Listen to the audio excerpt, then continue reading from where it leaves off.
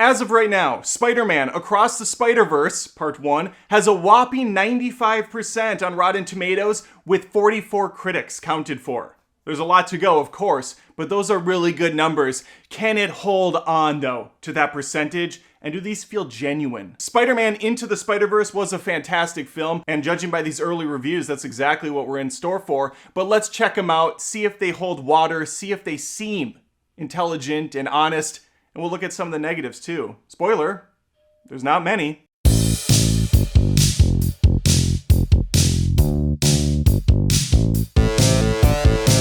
I haven't seen it myself. I'm very excited to. If you want, you can subscribe to the channel and you can hear my thoughts tomorrow on this movie. Let's break these down. Here's a few from the positive side. Amanda says, Spider-Man Across the Spider-Verse is exhilarating, touching, creative, and a shoo-in for Best Animated Feature at the Academy Awards again this year. She also gives it a score of 5 out of 5. William keeps it short and sweet. My great movie sense is tingling. Spider-Man reference.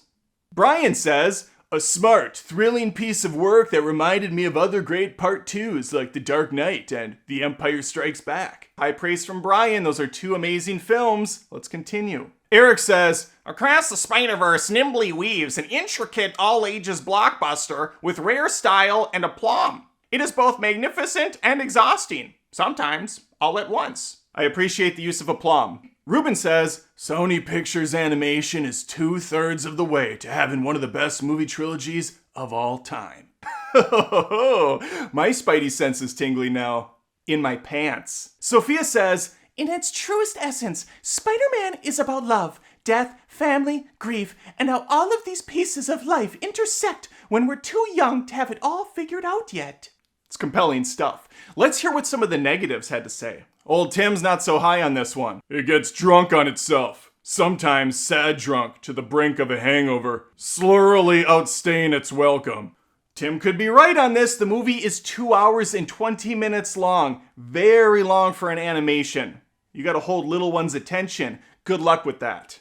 Maybe Tim's right. We'll find out. We'll find out soon enough. Roger Moore, who's been around for an eternity, is not a fan of this movie. A mad cinematic jumble of comic book imagery, comic book mimicry, multiverse plotting, and ponderous, pandering fan service. I feel like Roger Moore opened up a dictionary and went right to the letter P and thought, how many words can I cram in here? He sounds like Jackie Childs from an episode of Seinfeld. Let's read it in that voice and see if it sticks. It's a mad cinematic jumble of comic book imagery, comic book mimicry, multiverse plotting, and ponderous, pandering fan service. Yeah, that checks out. Well, there you have it. Some of the early top critic reviews on Rotten Tomatoes for Spider-Man Across the Spider-Verse, Part 1.